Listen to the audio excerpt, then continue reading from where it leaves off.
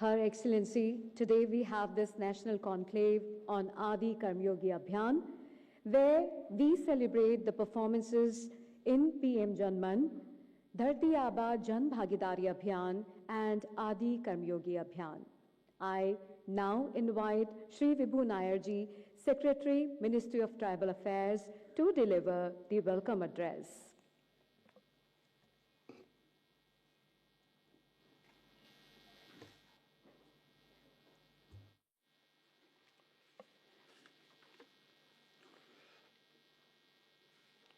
Your Excellency, the President of India, distinguished dignitaries on the dais, esteemed colleagues, and fellow Adi Karma Yogis.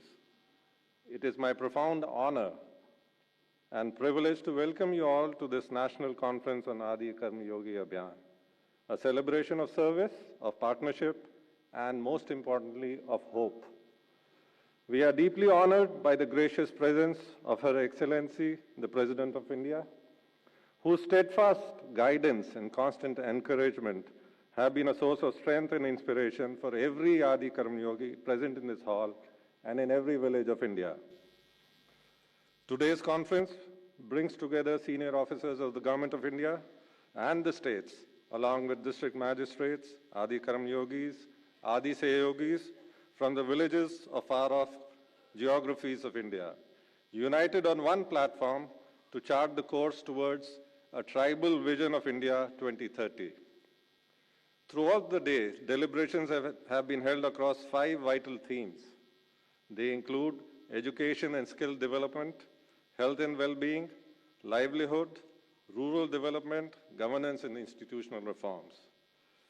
The deliberations have led to some very interesting solutions or suggestions coming from village India that include, like from Tripura, having skill gurukuls, or from other parts of country having mother kitchens to address the specific challenges faced by the tribal villages of the country. These discussions draw upon the learnings of Adi Seva Parv, during which tribal communities, shoulder to shoulder with government officials, prepared over 50,000 tribal village visions 2030, a people-led participatory roadmap that captures the dreams and aspirations of every tribal village of India. Your Excellency, I am pleased to share that this national effort has already borne extraordinary fruit. Over 53,000 Adi Seva Kendras have been launched in these villages as a convergence point for public service delivery. More than 56,000 tribal village visions have been put together and have been placed before the various ministries of Government of India today. Nearly 1 million Adi Sathis and Adi Seyogis have volunteered and pledged an hour every week to community service, what we proudly call the Adi Seva Samay. This is not a program, it's a movement, as you had told us very often, a movement of confidence, of empowerment, and of co-creation.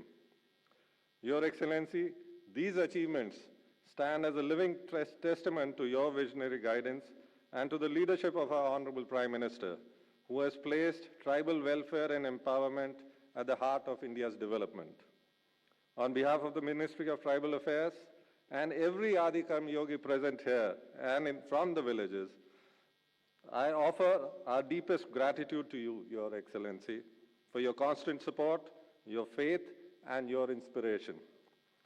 Guided by your wisdom and inspired by the Prime Minister's call for Viksit Bharat 2047, we reaffirm our collective resolve to build empowered, self-reliant, and vibrant tribal villages that will stand as pillars of developed and inclusive India. With these words, I once again extend a warm welcome to our Honorable Excellency and to all participants of this national conference. Together, let us continue this journey of dignity, of opportunity, and of shared progress and hope. Jai Hind.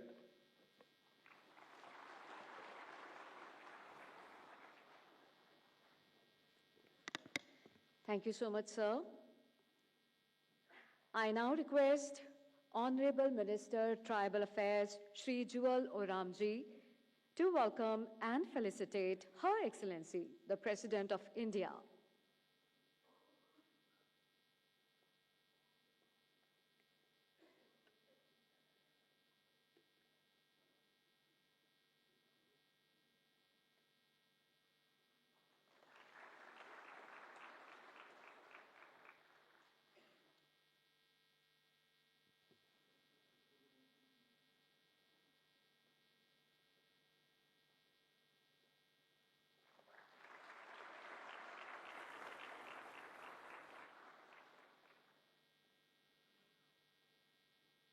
Thank you, sir. Let's now see a short film on Adi Karmyogi Abhiyan, followed by a short film on PM Janman.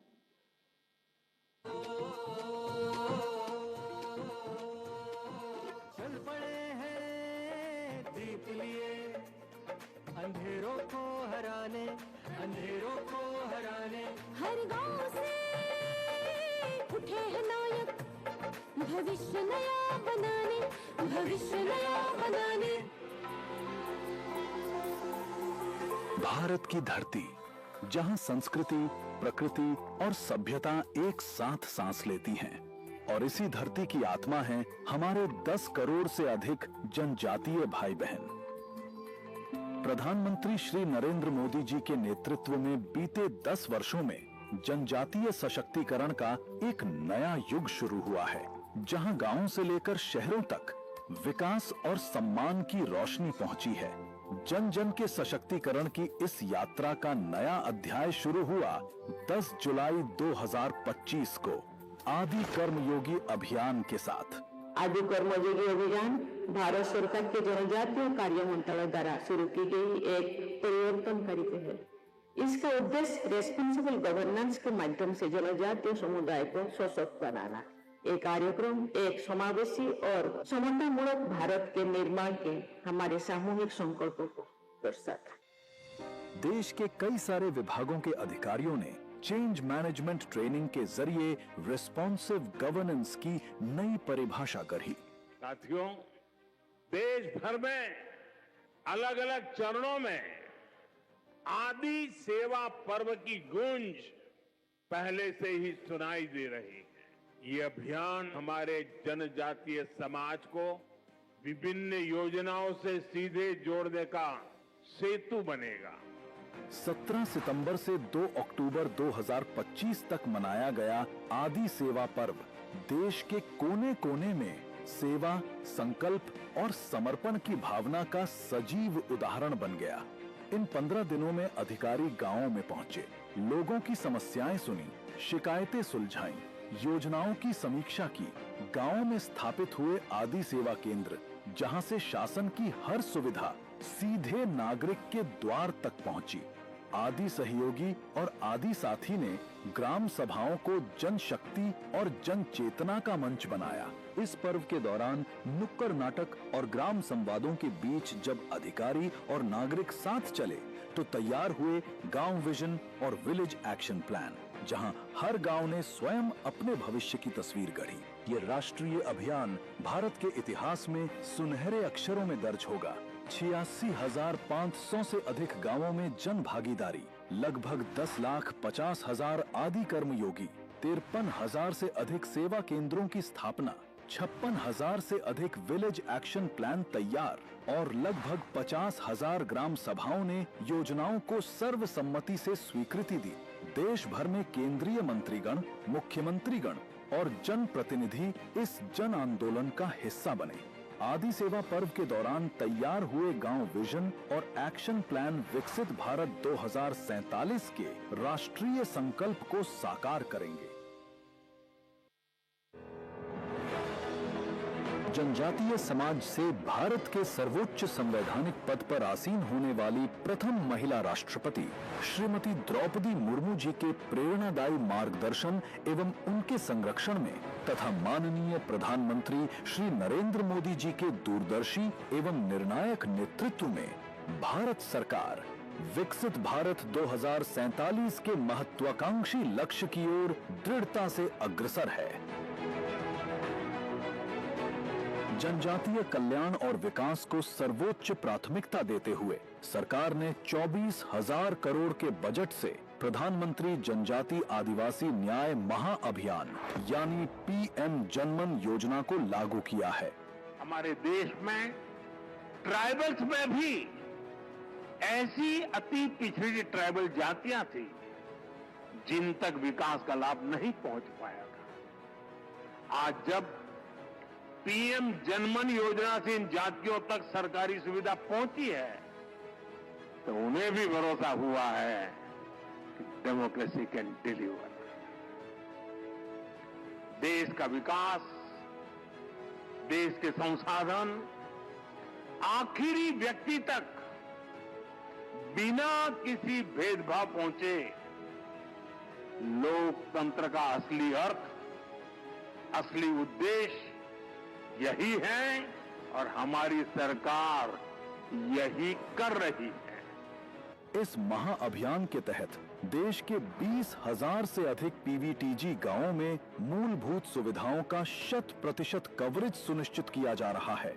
PM जनमन के अंतर्गत 2,15,000 से अधिक पक्के घरों का निर्माण पूरा किया है, जो उन्हें सम्मान का आश्रय दे रहे हैं। दुर्गम रास्तों पर अब 800 किलोमीटर से अधिक सड़कों का जाल बिछाया गया है, जिससे संपर्क आसान हुआ है। स्वास्थ्य अब घर के दरवाजे तक है, जिसके लिए 700 मोबाइल मेडिकल यूनिट लगातार सेवा दे रही है। जीवन का आधार जल अब 7,500 से अधिक गांवों के हर घर नल से जल के माध्यम से पहुंच रहा है। बच्चों के भविष्य को संवारने के लिए 2,000 से अधिक आंगनवाड़ी केंद्र शुरू किए गए हैं। अंधेरा छट रहा है। 1.3 लाख घरों में बिजली की उपलब्धता सुनिश्चित की गई है और 2,800 से अधिक गांवों में दूर संचार सुविधा से दुनिया सिमट आई है। सिर्फ सुविधाएं नहीं, इस योजना ने आत्मनिर्भरता भी दी है। 430 वन धन विकास केंद्रों से आर्थिक प्रगति के नए द्वार खुले हैं और 200 बहुउद्देशीय केंद्र इन समुदायों के सामाजिक विकास का आधार बन चुके हैं। जनजातीय कल्याण एवं उनके सर्वांगीण विकास को समर्पित भारत सरकार संभावनाओं के नए द्वार खोल रही है। पीएम जनमन द्वारा पीवीटीजी समूह को मुख्य धारा में लाने का सपना अब यथार्थ बन चुका है। ये नए भारत का संकल्प है।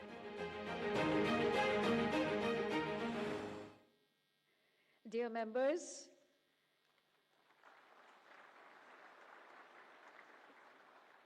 Ministry of Tribal Affairs has Government of India schemes PM Janman and Dajkua. We have successfully conducted Adi Karmyogi Abhiyan across India. To recognize the best performances, may I now request Her Excellency, the President of India, to kindly give memento to the best performers.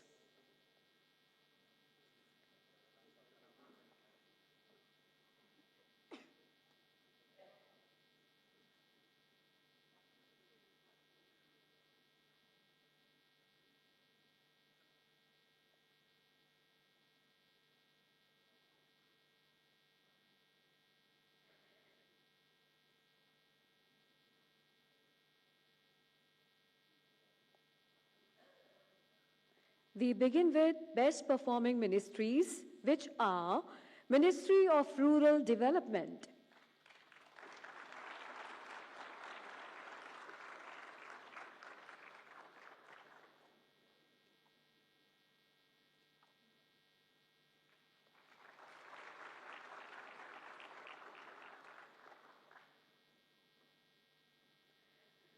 Ministry of Power,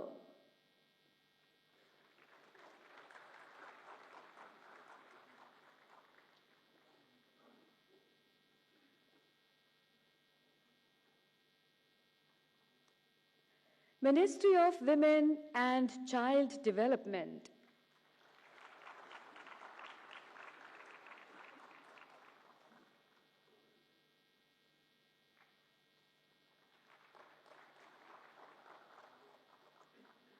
Ministry of Health and Family Welfare,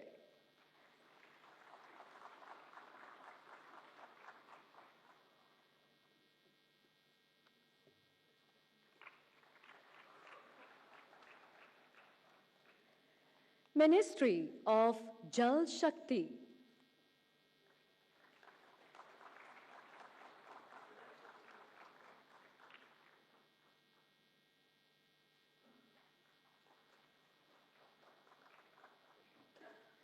now PM Janman Best Performing States, Gujarat,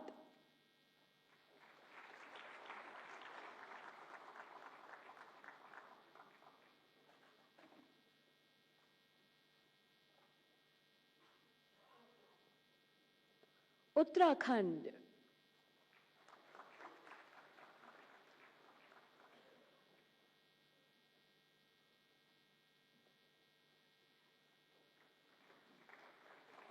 Telangana.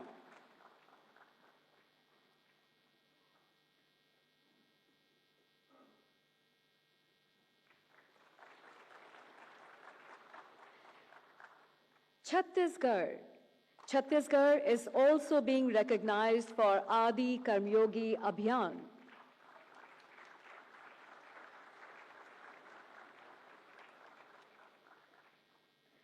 Tripura. Tripura is also being recognized for Dharti Aba Jan Bhagidari Abhiyan.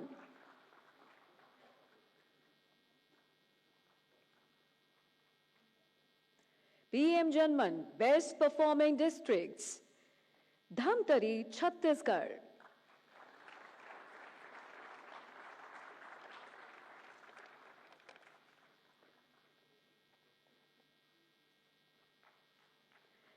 North Tripura, Tripura.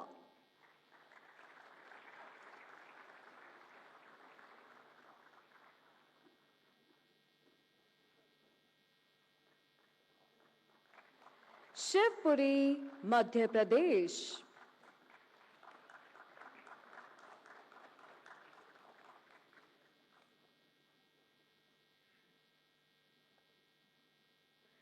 Udham Singh Nagar, Uttarakhand.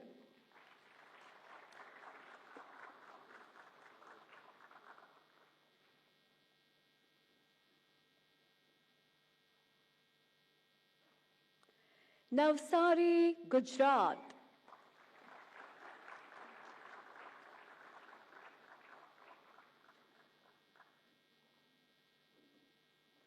Adi Karmyogi Abhiyan, Best Performing States, Jharkhand.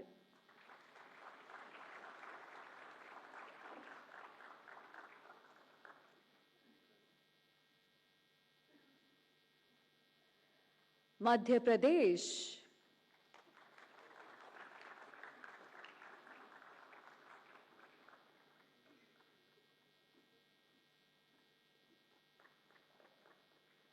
Odisha.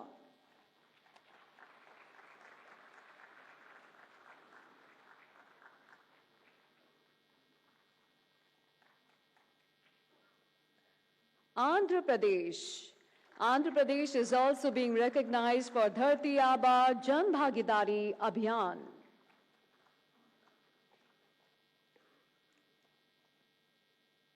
Adi Karmyogi Abhiyan, Best Performing Districts, Pakur, Jharkhand.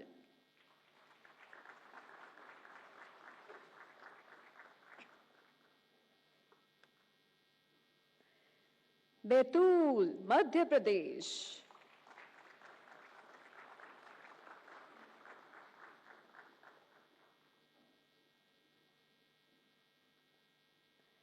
Mayurbhanj, Odisha.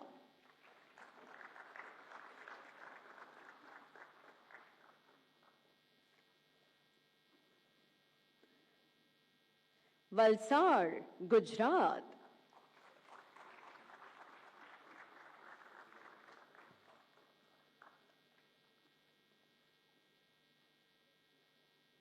Bandipur, Jammu and Kashmir.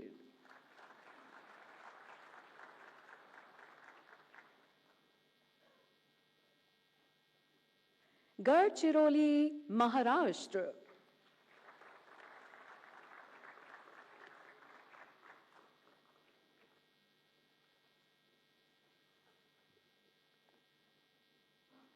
Recognized Master Trainers, Srimati Sarika Dholpuria, Madhya Pradesh.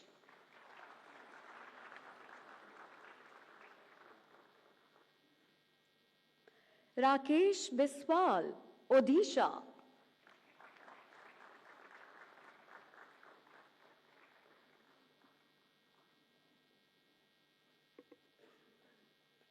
Padma PV, Telangana.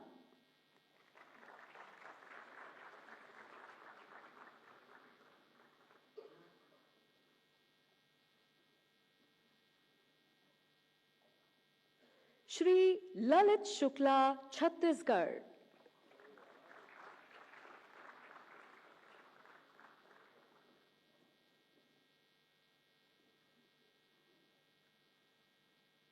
Recognized Adi Sayogis, Shri Sanjeev Kumar Maji, Odisha.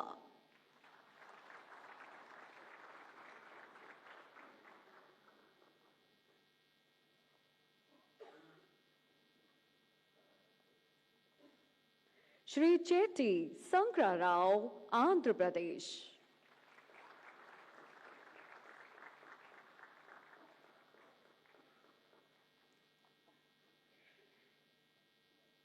Shri Jitul Rabha, Assam.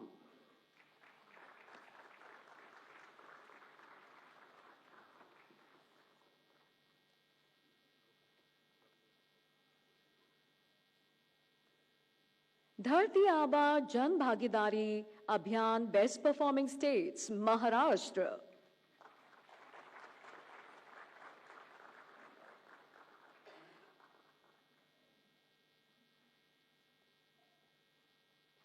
Jammu and Kashmir.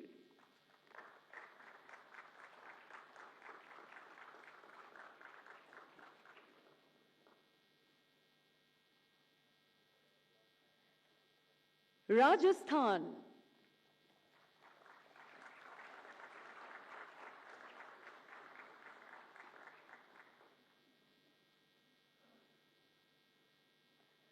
Dharti Aba Jan Bhagidari Abhiyan Best Performing Districts, Saraikela, Jharkhand.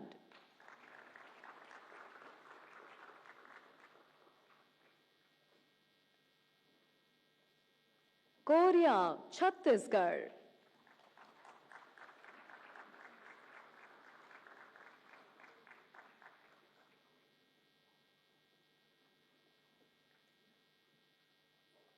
ASR, Andhra Pradesh.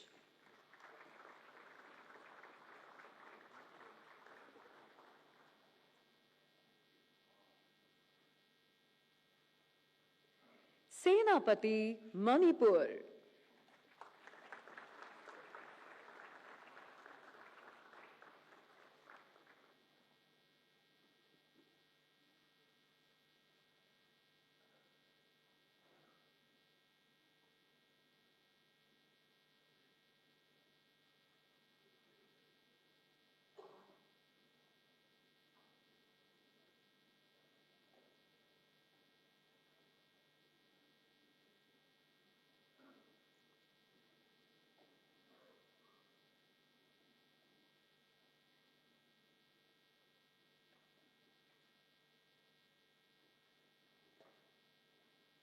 Her Excellency is kindly requested to unveil the list of other best performances by pressing the remote.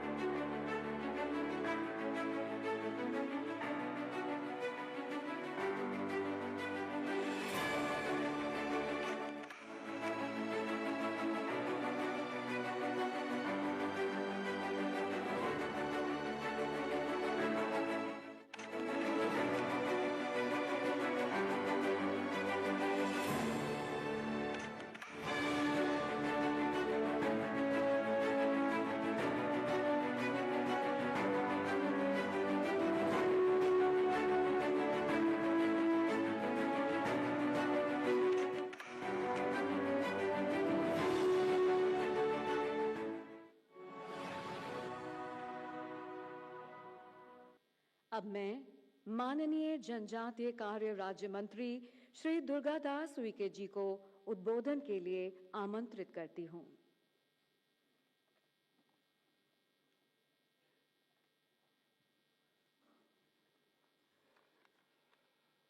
आत्मीय भाइयों बहनों, हम सभी का सौभाग्य है कि आज हमारे बीच में आदरणीय महामहिम राष्ट्रपति श्रीमती द्रौपदी मुर्मू जी मंचासीन है और उनका प्रेरक प्रबोधन हम सबको प्राप्त होने वाला है। हमारे बीच में माननीय जुएल ओराम जी, केंद्रीय मंत्री जनजाति मामले मंच पर हैं।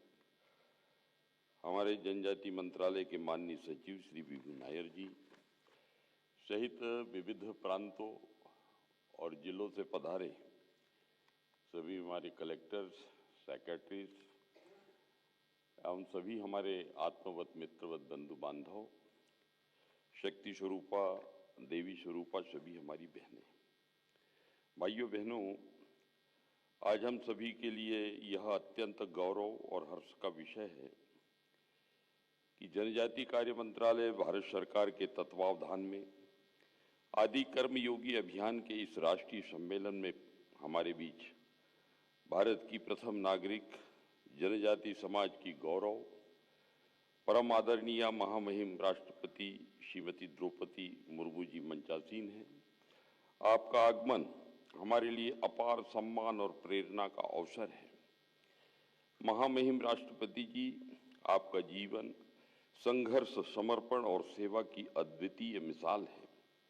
आपने अपनी कर्मठता, धैर्य और सामाजिक उत्थान के प्रति अटूट संकल्प के बल पर न केवल उच्चतम संवैधानिक पद को सुशोभित किया है, बल्कि देश की हर बेटी, हर वंचित वर्ग और समाज के हर नागरिक के लिए आप प्रेरणा स्रोत हैं।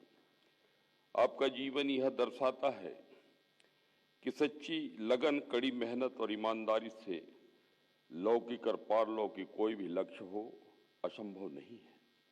आपका नेतृत्व हमें संवैधानिक मूल्यों की रक्षा, सामाजिक न्याय और राष्ट्र निर्माण के प्रति अपनी दृढ़ जिम्मेदारियों को निभाने की प्रेरणा देता है।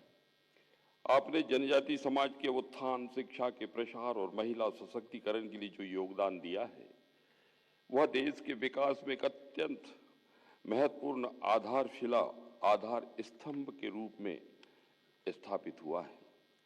आपका सादगीपूर्ण जीवन और उच्च आदर्श हमें यह सिखाते हैं कि सच्चा नेतृत्व पद से नहीं बल्कि सेवा, कर्तव्य निष्ठा और त्याग से परिभाषित होता है। हम सभी आपके प्रति श्रद्धा और सम्मान प्रकट करते हैं। आपकी गरिमामयी उपस्थिति हमें राष्ट्र के प्रति अपने कर्तव्यों का पालन करने के लिए और अधिक प्रेरित करती है। ममतामयी, करुणामयी सुभाषिस के लिए जनजाति समाज लालायित है। तीनों योजनाएं जो राष्ट्रीय शिखर पर प्रतिष्ठित हो रही है, इन तीनों योजनाओं की जो निर्मित हुई है आपके ही अंतस से, आपके करुणा में चेतना से प्रादुर्भूत धरती आबा ग्राम उत्कर्ष योजना, प्रधानमंत्री जनमन और आदि कर्म योगी, जिसके माध्यम से जनजाति समाज का द्रुत गति से विकास सुनिश्चित हो रहा है। मैं जनजाति कार्य मंत्रालय की ओर से आपका हार्दिक हार्दिक स्वागत एवं अभिनंदन करता हूं एवं आपके उज्जवल यशस्वी भविष्य की कामना करता हूं। जय Hind.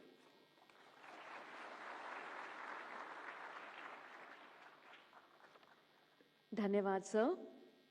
I now request the Honorable Minister of Tribal Affairs, Shri Juel Oram ji, to kindly deliver his address.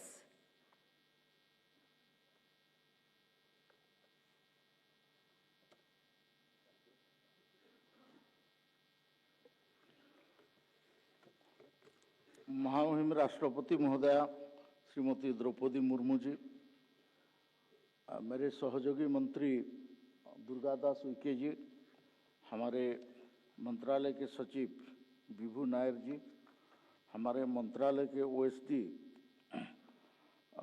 Shrimati Ranjana Chopra ji, यहाँ उपस्थित सभी विभाग, 17 विभाग जो हमारा धरती आबा में कन्वर्ज कर रहे हैं के सेक्रेटरीगण, प्रदेश से आए हुए प्रमुख सचिव, कमिश्नर, सेक्रेटरी, बाकी जनजाति कार्य को देखने वाले ITDA प्रोजेक्ट ऑफिसरगण, आदि कर्मयोगी को आगे बढ़ाने वाले मास्टर ट्रेनर और मीडिया के साथीगण, मैं महामहिम राष्ट्रपति का आभार व्यक्त कर रहा हूं कि वो समय दिया हम लोग को, आप लोग को हम लोग प्रोत्साहन के रूप में सम्मानित किया। और आज जो 5 अलग अलग जो संगोष्ठी हुआ उसमें आपने विचार दिया और उसमें से अच्छा सुझाव आया है, ऐसा मेरे को सूचना मिला है, उसको आगे हम काम में लगाएंगे। महामहिम राष्ट्रपति जनजाति समुदाय के हैं, मैं व्यक्तिगत रूप से उनको जानता हूं और बहुत शुरू से ही जानता हूं।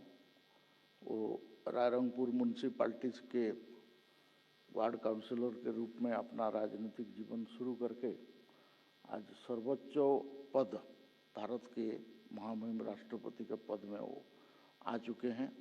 जीवन में उनका बहुत उतराव चढ़ाव रहा, बहुत तकलीफ भी हुआ उनका। इसके बावजूद वो जनजाति के लिए समर्पित कार्य कर रहा है। उन्हीं का सोच, उन्हीं का दिमाग का ये उपज है कि PM जनमन शुरू किया जाए, जिनको माननीय प्रधानमंत्री नरेंद्र मोदी जी ने स्वीकार किया और 24,000 करोड़ का राशि स्वीकृत करके घोषणा करके उसको काम में लगाने के लिए बताया। महामहिम राष्ट्रपति जी का ही सुझाव था कि हम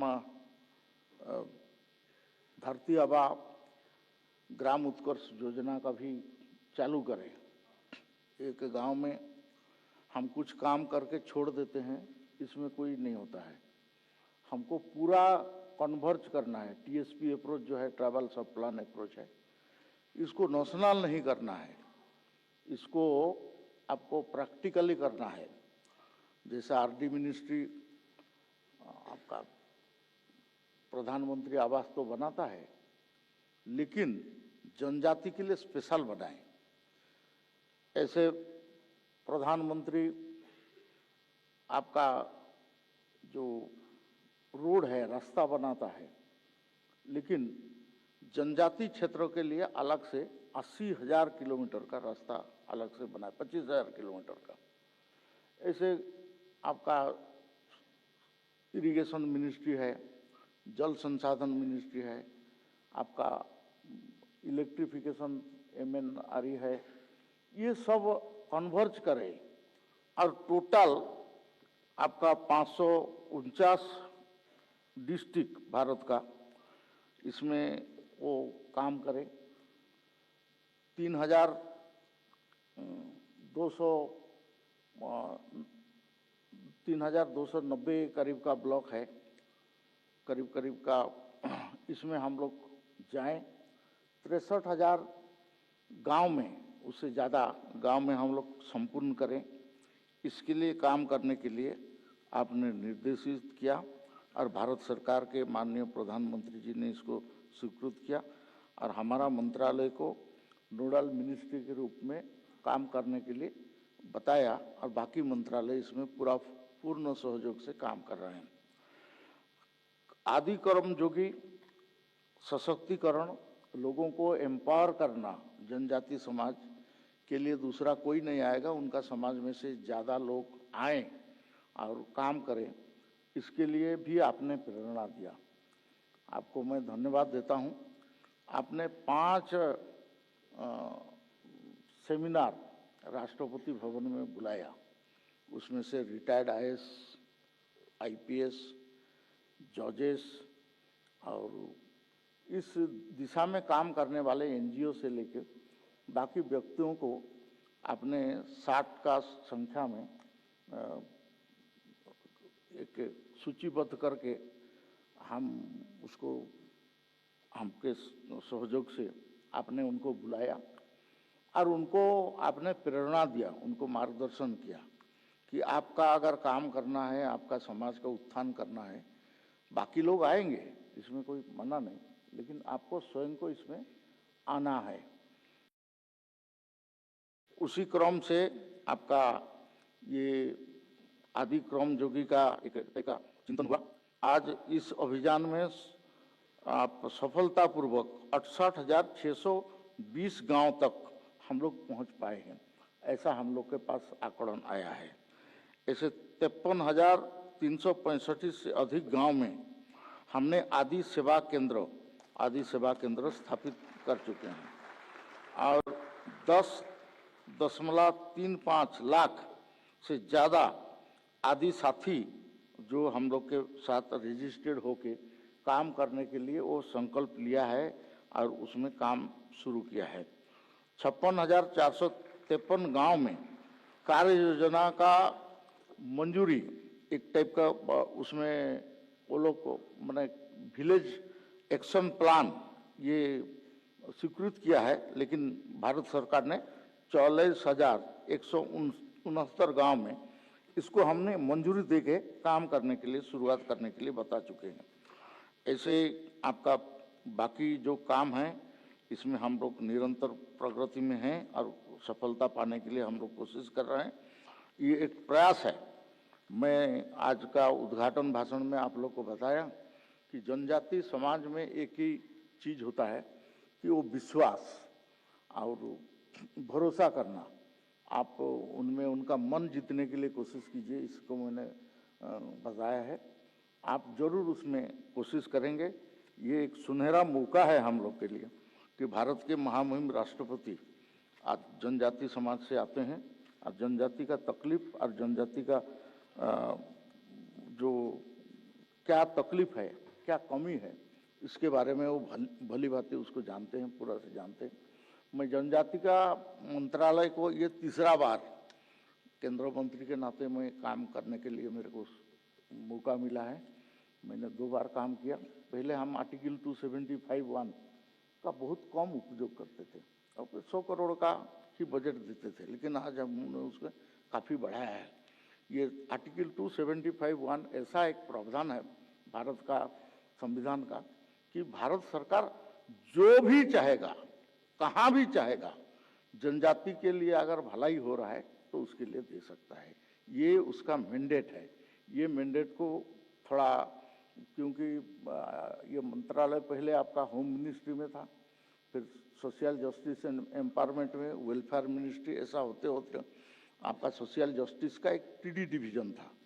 मैंने मंत्री बना, लेकिन मेरे को 3 दिन तक मेरा पास कोई नहीं आए। मैं बड़ा आश्चर्यचकित हुआ, भारत सरकार का मैंने मंत्री बना लेकिन मेरा पास कोई नहीं आ रहा है। लेकिन लास्ट में उनको पता चला कि ये टीडी डिवीजन का अलग है, सोशल जस्टिस से इसको बाइफर्केट किया गया है और उसमें जाना है। आशा दास थे उस समय में सेक्रेटरी और एक महांती बाबू बोल के था हमारा डायरेक्टर थे। वो लोग आए, फिर मैं थोड़ा गुस्सा हुआ, लेकिन फिर वो लोग पूरा दम से काम किया।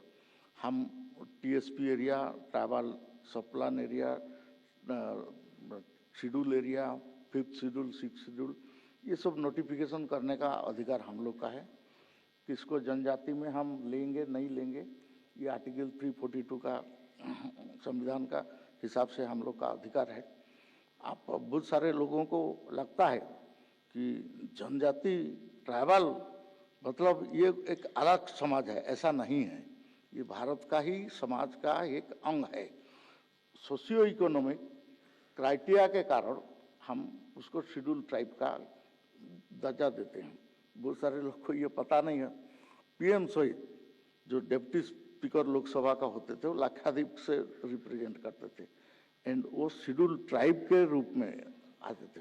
इट वाज ए मुस्लिम, लेकिन वो शेड्यूल ट्राइब होते थे। तो इसलिए भारत सरकार में किसी को भी हम ट्राइबल बना सकते हैं।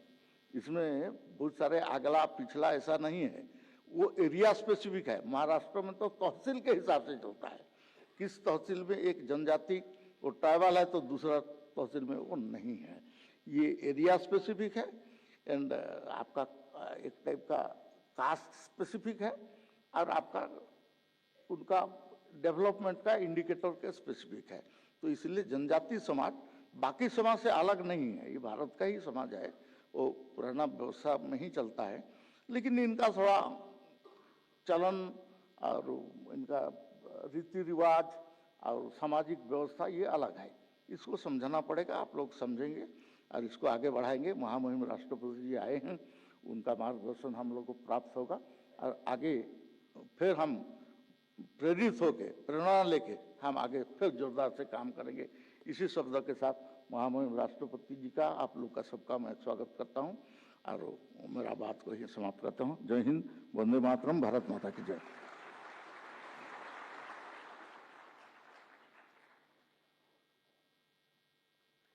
Thank you, sir.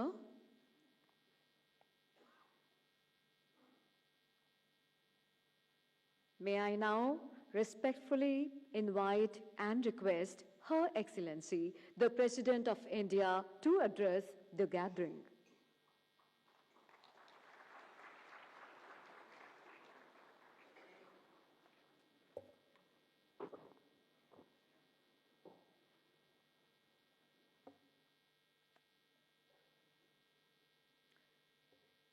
केंद्रीय जनजातीय कार्य मंत्री श्री जुएल ओराम जी, केंद्रीय जनजातीय कार्य राज्य मंत्री श्री दुर्गादास उइके जी, सचिव जनजातीय कार्य विभाग श्री विभू नायर जी, विशिष्ट अतिथिगण, अधिकारीगण, गणमान्य अतिथिगण, देश के विभिन्न हिस्सों से आए हुए जनजातीय भाइयों और बहनों, देवी और स्वजनों, आज आदि कर्मयोगी अभियान के तहत आयोजित इस नेशनल कॉन्क्लेव में भाग लेकर मुझे अत्यंत प्रसन्नता हो रही है। ये कार्यक्रम प्रशासन को सही अर्थों में सहभागी, समावेशी और लोगों की भागीदारी पर आधारित बनाने के हमारे राष्ट्रीय संकल्प को दर्शाता है। मैं आज पुरस्कार प्राप्त करने वाले सभी राज्यों, जिलों, मास्टर ट्रेनर्स, आदि सहयोगियों को और आदि साथियों को भी मैं बहुत बहुत बधाई देती हूँ। आप सबने जनजातीय भाई बहनों की सक्रिय भागीदारी के साथ उनके विकास के लिए जो प्रयास किए हैं, असराहनीय है।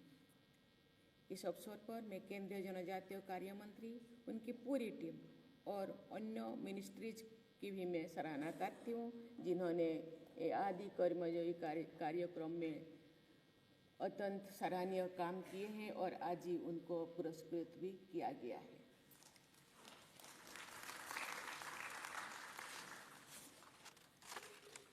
आदि कर्मयोगी अभियान इस परिवर्तनकारी सोच के साथ शुरू किया गया है कि प्रत्येक आदिवासी गांव आत्मनिर्भर और स्वाभिमानी बने।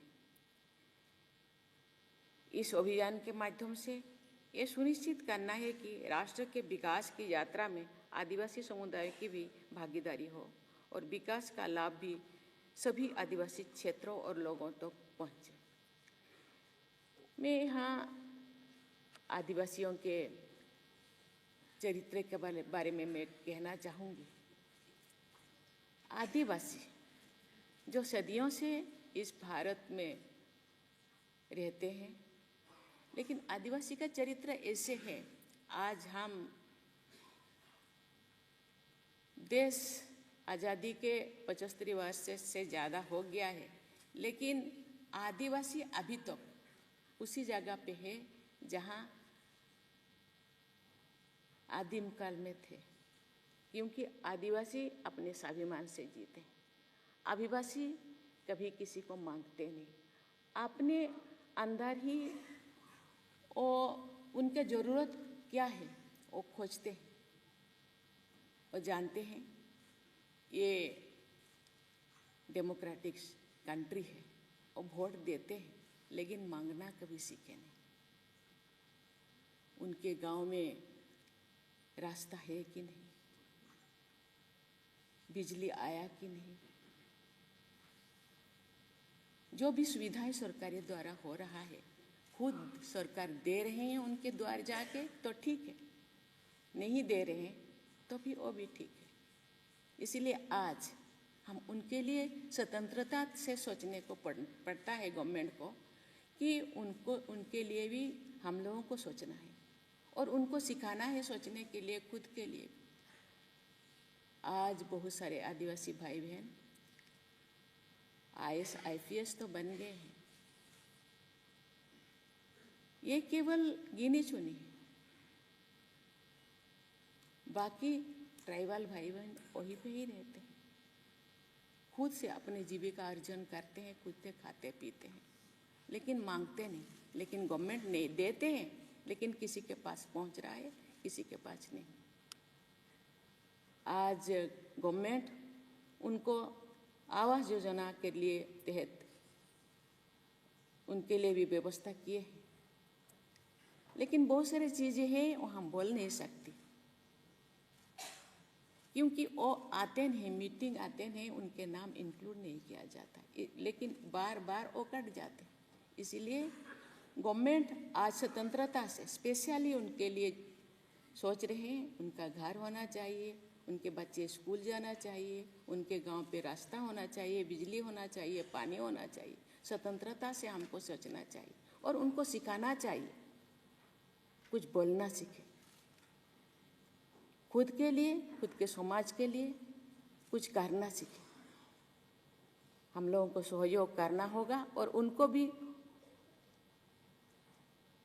शामिल करना होगा इसी कर्मों में, और उसको सिखाना होगा कि हर रोज़ उनके लिए सोचना गवर्नमेंट का ही काम केवल नहीं है, खुद का भी काम है कि खुद के लिए सीखना और समाज के लिए सीखना चाहिए।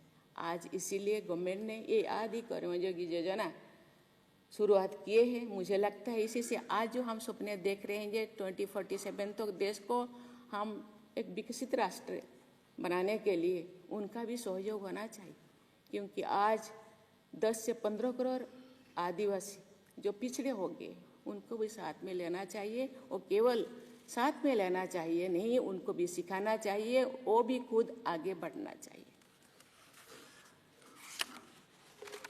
इसके साथ ही आदि सेवा पर्व का भी शुभारंभ किया गया है। आदि सेवा पर्व में ट्राइबल विलेज विजन 2030 डॉक्यूमेंट्स भी तैयार किए गए हैं।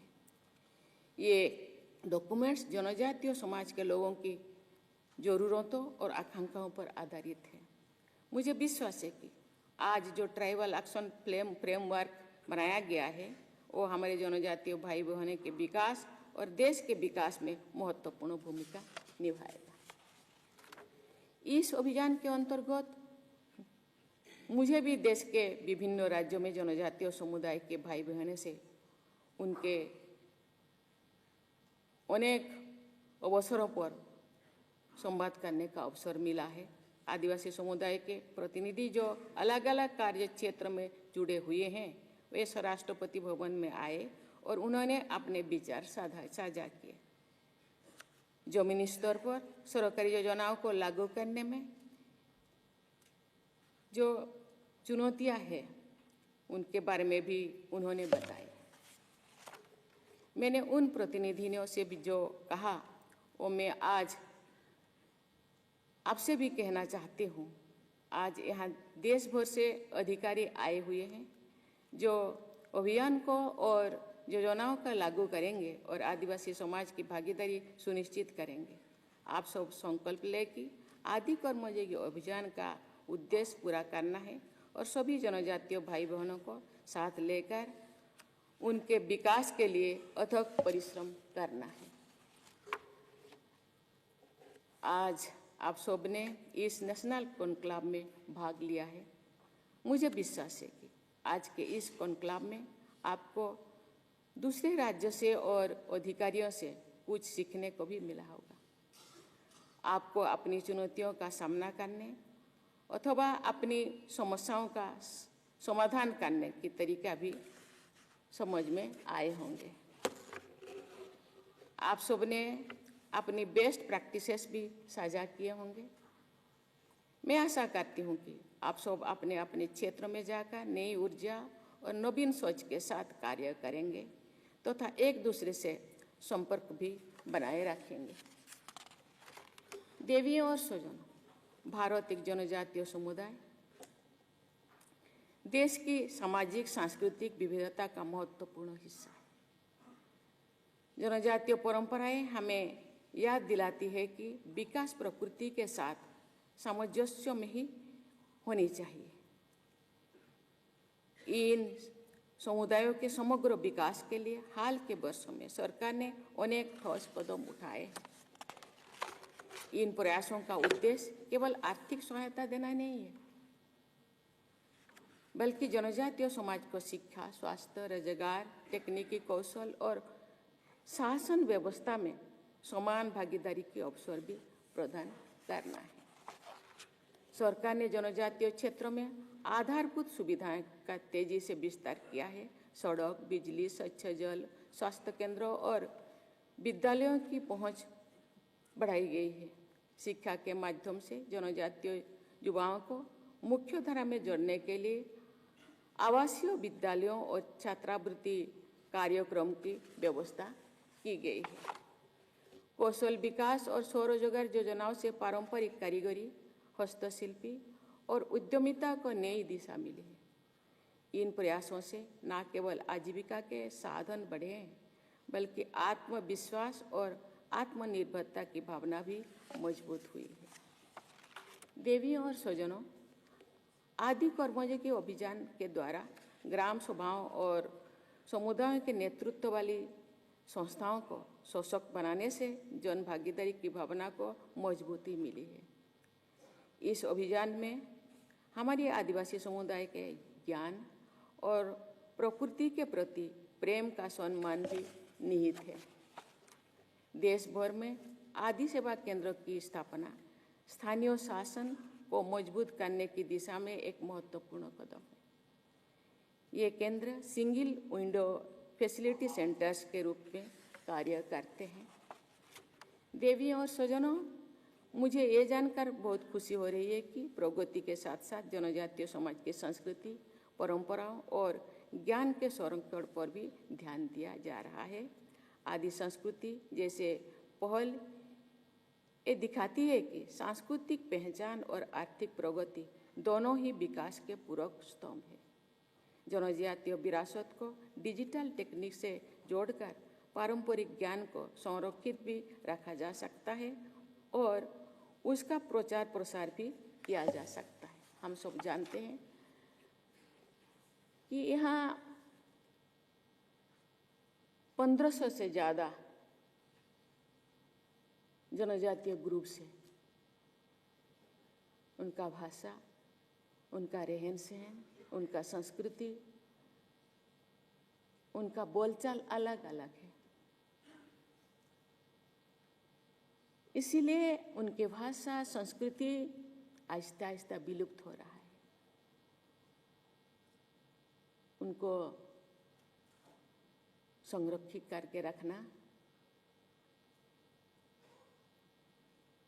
उनको भाषा संस्कृति को बचा के रखना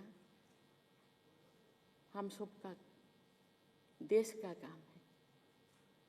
इसीलिए अभी का ये डिजिटल युग में उसी चीज़ को आसानी से हम संरक्षित कर सकते हैं और उनके संस्कृति को बचा सकते हैं। देवी और स्वजनों, आज का कॉन्क्लेव ये दर्शाता है कि जनजातीय समाज की सार्थक भागीदारी से राष्ट्रीय नीति को प्रभावित किया जा सकता है तथा योजनाओं को और बेहतर बनाया जा सकता है। मुझे विश्वास है कि आदि कर्मयोगी अभियान एवं पीएम जनमन, धरती व जन भागीदारी अभियान और धरती व जनजातीय ग्राम उत्कर्ष अभियान जैसे सभी अभियानों के माध्यम से जनजातीय समाज का कल्याण सुनिश्चित किया जा सकता है। हम विकसित भारत के लक्ष्यों की ओर बढ़ रहे हैं।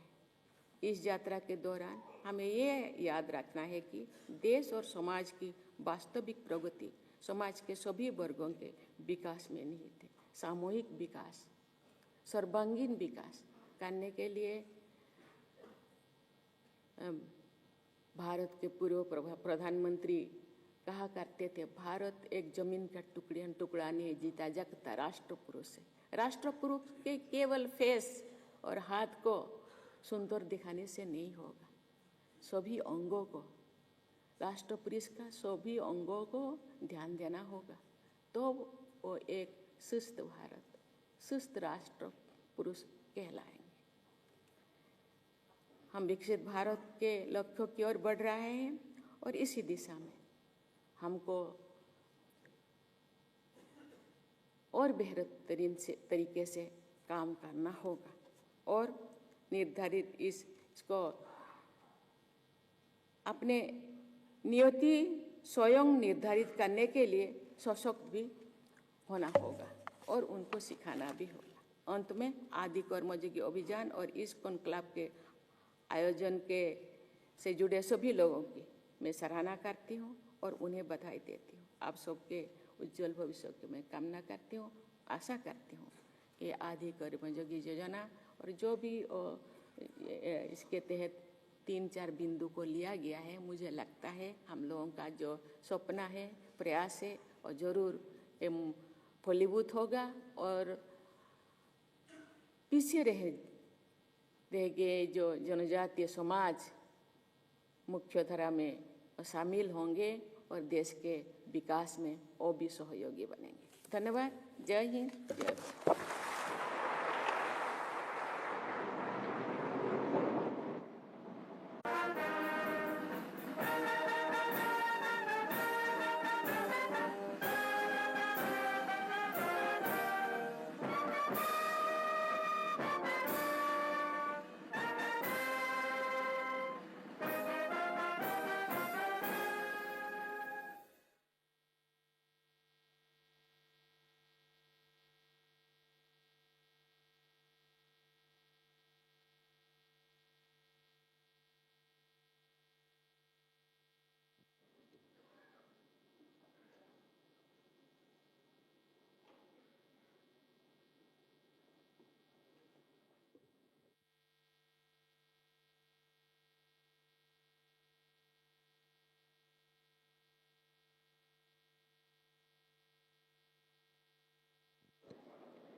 जिन लोगों के नेम स्क्रॉल पर थे, जिनको सर्टिफिकेट्स नहीं मिले हैं, उनसे रिक्वेस्ट है वो अपने सर्टिफिकेट्स बाहर से कलेक्ट